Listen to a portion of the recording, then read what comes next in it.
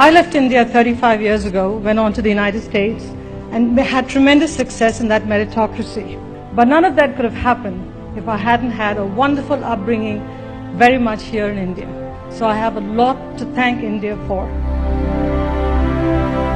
I joined PepsiCo when she was 18 months old, and I lived in the company. I just worked all the time. And how did I do it? Huge number of sacrifices, huge number of sacrifices, trade-offs. And I think through it all, I might be a CEO today, and I have to remind myself of what I lost. It says, "Dear Mom, I love you. Please come home. Please, please, please, please, please come home.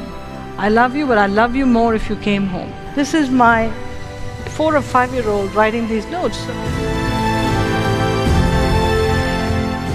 First, please be a lifelong student. When we are kids, we ask questions like, why is the sky blue? Why is the bird flying so high?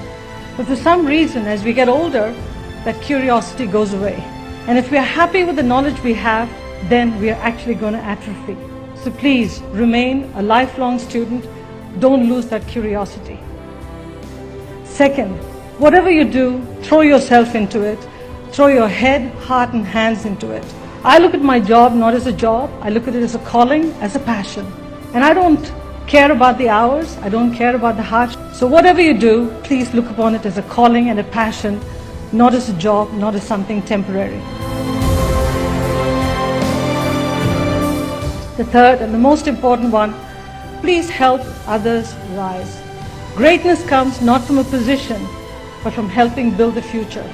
All of us in positions of power have an obligation to pull others up. The fourth skill I'd say is consistency.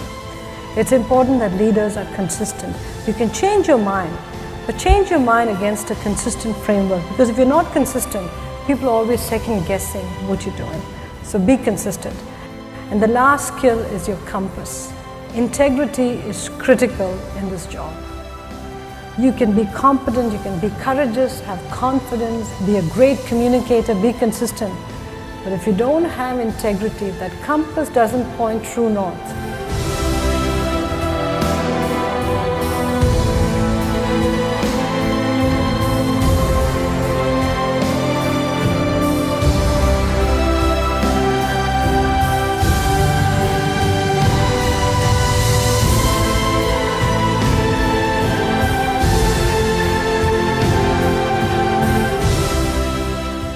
I look at my responsibility not as accepting an honor.